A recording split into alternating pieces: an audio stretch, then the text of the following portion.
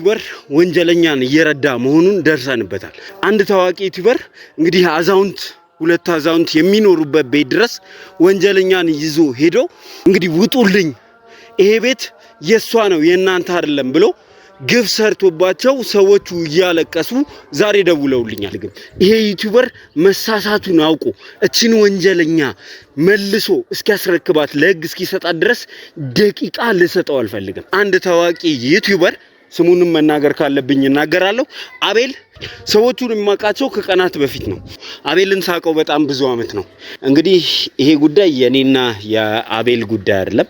ይሄ ጉዳይ የሁለት ሀቅ አለኝ የሚሉ ወገኖች ጉዳይ ነው። እውነትን የያዘው ማን ነው፣ ከእውነተኛው ቤተሰብ ጎን የቆመው ማን ነው የሚለውን ጉዳይ ነገር ግን ሰው ሆኖ ማይሳሳት ስለሌለ ዛሬ ስህተት ላይ ስለሚገኝ ስህተትን አረመህ እንግዲህ ከኔ ጎን ቆመ ይሄንን ወንጀለኛን አሳልፎ የመስጠቱን ስራ አብረን ብንሰራ ደስ ይለኛል። ሰላም ጤና ይስጥልኝ ውድ አድማጮቼ ወንድሞቼ፣ እንዴት ናችሁ? እንዴት ዋላችሁ? ያው ዛሬ በድጋሚ መጥቻለሁ። የመጣሁት እንግዲህ ዘሌ ባቀረበው ቪዲዮ የራሴን አስተያየት ለመስጠት ነው። እንደሰማችሁት እንግዲህ የባለፈውና የዛሬውን ከቀድመ ባለው ለቀቅ ያላችኋሉና ይሄ እንደሚመጣ ሁላችንም የገመትነው ነበር። እንግዲህ ባለፈውም ብያለሁ፣ አቤል በፍጹም ወንጀለኛን አይደብቅም፣ ወንጀለኛን አይደግፍም። ዛሬ በዚህ አለስልሶ ቢናገርም አሁንም ደግሞ ያለህን ዶኩሜንት አቅርበህ ነው መነጋገር የምንችለው ሲል በጣም ነገር አይገባኝ። ዶክሜንቱን እኮ ከአንዴም ሁለቴ ካሜራው ይጥፋና ላንተ ላሳይ ብሎታል ሲናገር ሰምተናል። አቤል ያንን ማድረግ አልፈለገም። በካሜራው አይጠፋም እያለ ሲጮህ የነበረ እሱ ነው። ግን ዙሮ ውድ አድማጮቼ ዛሬ በዘሌ ጋር የደረሰውን ምን ብዬ ልበላቸው? ደስ ብሎኛልም ደስ አላለኝም። ውድ አድማጮቼ እንግዲህ ከዚህ በፊት ብያችኋለሁ፣ እኔ ቪዲዮ ሰራለሁ። ፎቶ በብዛት ፎቶ ካላችሁ ፎቶን ወደ ቪዲዮ መቀየር ከፈለጋችሁ ወይም የልደት፣ የሰርግ፣ የምናምን፣ የክርስትና የማንኛውም እንትን ሲኖር ዝግጅት ሲኖር የምታነሱትን ቪዲዮ ወይም ደግሞ የራሳችሁንም ቢሆን ኮሌክሽን የሆነ ፎቶ ካላችሁ ፎቶን ወደ ቪዲዮ ወይም ወደ ሙዚቃ ቀይርላችኋለሁ። ሙዚቃ ተጨምሮበት ቪዲዮ ሰራላችኋለሁ እና ይሄን እንሰራለሁ ብያችሁ ነበርና አንድ እህቴ በቴሌግራም እንዴት ነው ቴሌግራምሽን የማገኘው ብላ ስለጻፈችልኝ እንግዲህ እኔ ቴሌግራሜን ከዚህ ከሊንክ እዚህ ተዋዋለሁ። ግን እባካችሁ ለእኔ ጋር ቴሌግራም የምትጽፉልኝ ወይም የምትደውሉልኝ ወይም ቴክስት የምታደርጉልኝ ለስራ ብቻ ነው። ምክንያቱም እኔ ለማንም ሰው ቁጭ ብሎ ጊዜ ማጥፋት ጊዜ የለኝም። የራሴ ህይወት ያለኝ ሰው ነኝ። ስለዚህ ስራ ከሆነ ስራ ነው። በስራ የምትፈልጉኝ ከሆናችሁ እዚህ ጋር ነው እለቅላችኋለሁ የኔን ቴሌግራም፣ በዛ ታገኙኛላችሁ ማለት ነው። እና እባካችሁ ለስራ ብቻ ነው። ከዛ ውጭ ግን እንዳልኳችሁ ቢዚ ነኝ በራሴ ህይወት። እዚህ ባለውበት በጠዋት የሚደውሉ ስካም የሚባል ነገር አለ፣ ዝም ብሎ የሚደወልበት። እርግጠኛ ነኝ የኔ ሰዎች እንደዛ አታደርጉም ብዬ ተስፋ እምነት ስላለኝ ነው እኔ ቴሌግራም ቁጥሬን እዚህ የምለቅላችሁ ማለት ነው። እባካችሁ ለስራ ብቻ ነው። ያው እንደነገርኳችሁ ቪዲዮ ስለምሰራ የግለሰብ ቪዲዮ የፈለገውን ነገር በፈለጋችሁ ትእዛዝ ስታዘዙኝ እሰራለሁ ማለት ነው። ያንን አውቃችሁ ለስራ ብቻ የቴሌግራም ቁጥሬን ከታች አረግላችኋለሁ፣ በዛ ተጠቀሙላለሁ። እንግዲህ እህቴ በዚህ ጋር መልሸልሻለሁ የቴሌግራሙን፣ ከዛ ታገኛለሽ ማለት ነው። በተረፈ እንግዲህ እስኪ አይተን ተመልሰን እንምጣ። ውስጥ ገብተን ስለ ጉዳዩ በግልጽ ተነግሩኛላችሁ። እባክህ ልጄ፣ አሁንም ለምንህና መጠይቅህ ብዙ አወራን፣ ብዙ ተነጋገርን። እባክህ ልጄ እርዳን እባክህ ንብረታችንን ሀብታችንን አታሰጥብን። እኛ የምንጦርበት እንኖርበት ብለን የሰራነው ቤታችንን አንጣ። እባክህ ልጄ ለቅሶ አልፈልግም። እማለቅሰው ብሶቴ ነው የሚያስለቅሰኝ። ህግ ባለበት ሀገር፣ እኛ ባለንበት ሀገር ሰላም ነው። ሰላም ነው፣ እግዚአብሔር ይመስገን። ምን ልሰራ ልትሰራ ነው የመጣኸው? ምን ላውራችሁ ነው? ምን ብለህ ምንድን ነው የምታወራ? እኛ እኮ ልጅቷን ወደ ህግ አቅርብልናለህ እንጂ እኮ አንተ እየተመላለስክ ልትበጠብጠን አይገባም። ምንድነው አሁን ገና ከሳልመጣ እንደዚህ ነብሮ ነው እንዲቀበሉኝ ያለው? ልክ ነው። በቃ ምንም አንተ ብጥበጣ ነው ያስከው ጭራሽም እንጂ ልጅቷን ወደ ህግ አቅርብልን እኮ ነው እያልን ያለው። ልጅቷ ወደ ህግ ነው የምትለን? አጣራ ግን ምን አርጉ ነው የምትለን? እኛ ህጋዊዎች እኔ እኮ ለእናንተ የቆንኩ ሰው ነኝ አይደል? ሰላም ብላችሁ እንዴት ነህ ብላችሁ በሰላም ልታስገቡኝ ሲገባ ገና በር ከማንኳኳቴ በር ከፍቶ እንደዚህ አይነት ወሬ ማውራት ተገቢ ነው? ነበርክ ሰላም ነበረ። ግን አንተ አግባብ ሁኔታውን ደግሞ ቁጭ ብለን እዚህ ስናብሰለስል ስንነጋገር ጭራሽ ለልጅቷ እየወገንክ ያለህ ነው መሰለን። አሁን ደግሞ ምንድነው የወገንኩት? እኔ አላውቅም። ወደ ህግ ጋር አቅርብ ስትባል አንተ ግን ወደ ህግ ከመሄድ ይልቅ 10ኛ ቤት ነው የምትመጣው። እኛን ነው ለኛ ምን ፈልገህ ነው? ከኛ ምንድነው የፈለከው? እንግዲህ ውድ አድማጮች እንደሰማችሁት የሴትየዋ አቀራረብ መጀመሪያ ላይ እንደዚህ እንደሰማችሁት ነው። በዚህ ሁኔታ ነበር አንገታቸውን ደፍተው በትህትና አናግረውት ያስገቡት ማለት ነው። ያው አላማቸው ከመጀመሪያው እኛ እንዳወቅ ነው። እኔ ይሄ ሰውዬ አልሞተም ባይ ነኝ። የሆነ ነገር አድርገውታል። እንዴት በዛ እንግዲህ ሰው ሞተ ተብሎ እንግዲህ እኔ አንድ ነገር ስናገር እንግዲህ ከነበርኩበት ካደኩበት አንፃር ነው የማወራውና እንግዲህ የኛ እናቶቻችን ወይም እነዚህ ሰዎች ወጣቶች አይደሉም ካሜራ ስልክ ይዘው የሚቆሙት ማለት ነው። እንግዲህ እናቶች ለዛ ፍጥነት አይኖራቸውም። እንግዲህ ልጁ ከሞተ በኋላ ለምን ወደ እንትን አልወሰዱትም? ይሄ ምርመራ ምናምን እንግዲህ ሞቶ ነው የተገኘ አይደል? ሞቶ ሲገኝ እነሱ ግን ምንድን ያሉት ሲናገር ስንሰማቸው ምንድን ያሉ በቪዲዮ እኮ አለን። እንግዲህ ተመልከቱ። አንድ እናት እንግዲህ ቤቷ ላይ ሰው ሞቶ ሲገኝ ወይም አንድ አባት መጮሁ ማልቀሱ ምናምን ነው። እንኳን የሚያውቁትን ሰው የማያውቁትን ሰው ድንጋጤም ይኖራል። ልጅቷ እንደደነገጠችው ድንጋጤም ይኖራል። እንግዲህ በቤታችሁ ሰው ሞቶ ሲገኝ እንዴት ማነው ካሜራውን ያነሳው? ማነው ቪዲዮ የቀረጸው?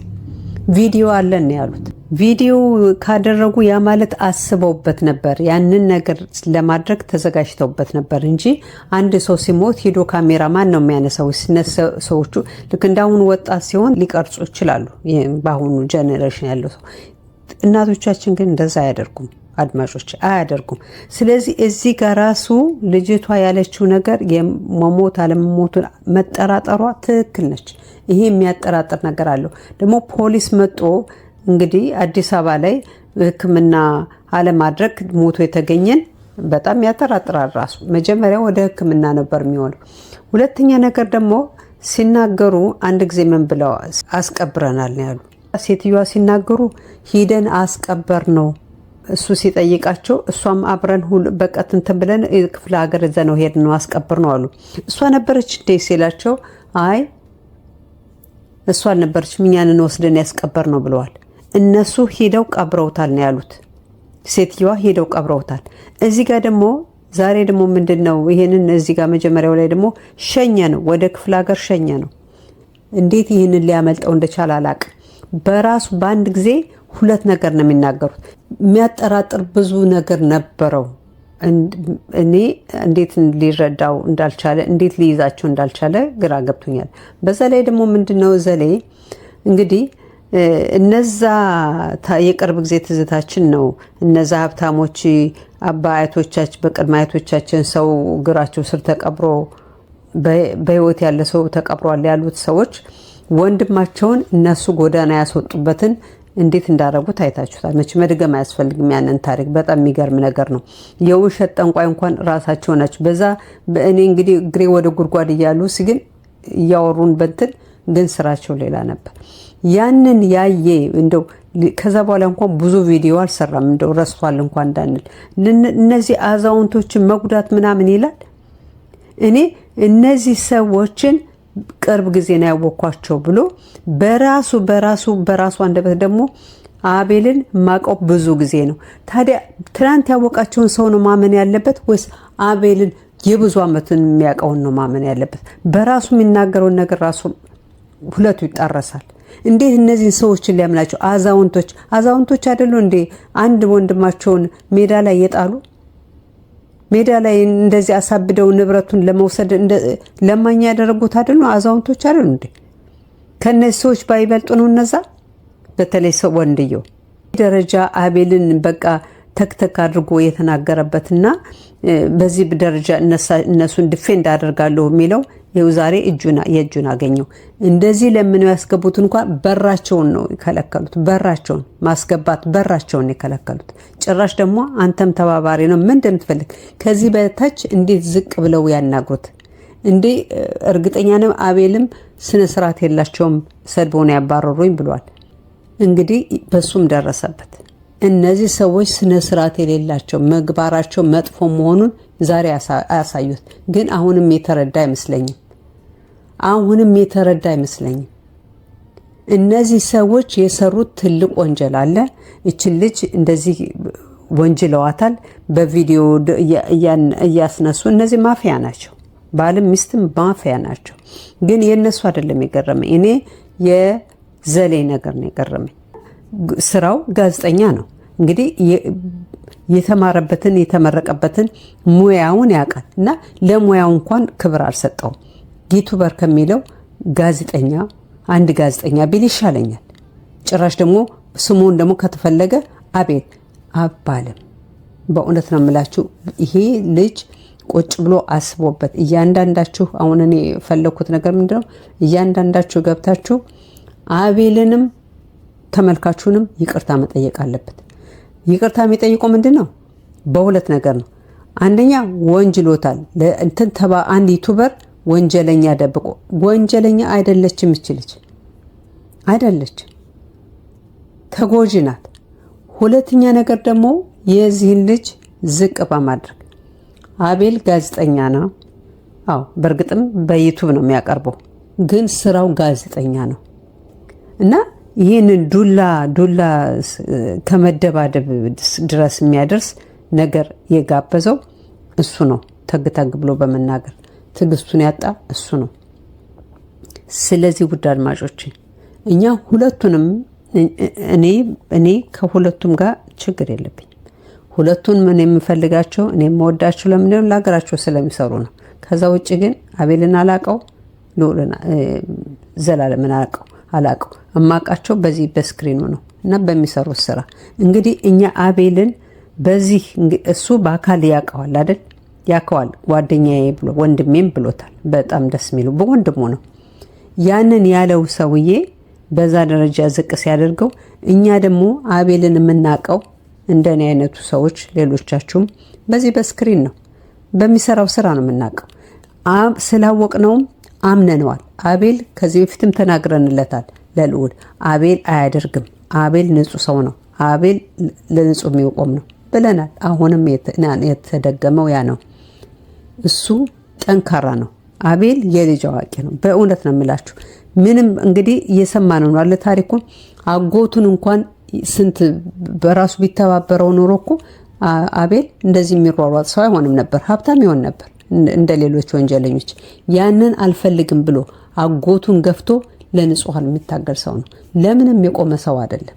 ስለዚህ ያንን እያወቀ የሱን ባክግራውንዱን እያወቀ እንግዲህ ወንድሜ ካለው ወንድሙን መቼም እዚህ ጋር ሄዶ አንድ ሰው ለማያውቀው ሰው ሳምንት 2 ሳምንት በቅርብ ጊዜ ከራሱ ቃሉ በቅርብ ጊዜ እንማቃቸው ያለውን ሰው ብዙ አመት የሚቆየውን ሰው እንደዛ ማድረግ የለበት ነበር። እሱ ልዑልን የወቀሰው ምንድነው? አንተ ዛ ሄደ እኔን ዲፌንድ ማድረግ ነበረብህ። እነዛ ሲወቅሱኝ አንተ አያደርግም ለምን እሱ አላደረገውም? አሁን ልዑልን ሲጠየቀው የነበረውን ነገር እሱ ለምን ለአቤል አልተናገረም? እነሱ ሲወቅሱት ይሄ ልጅ ከሷ ከልጅቷ ጋር የሆነ ነገር አለው ማለት ነው። ያ ማለት አፍቅሮ ይሄ ሰዎቹ በቀጥታ አልተናገሩም እንጂ ያው በዞር ባለ ነገር የሱ ፍቅረኛው እንደሆነች የፍቅር እንትን እንዳላቸው ነው የተናገሩት። ሰውየው አቤልን ያውቀዋል አይደል? አይ እንደዚህ አያደርግም ወንድሜ ወይም ደግሞ ይሄ ጋዜጠኛ እንደዚህ አያደርግም።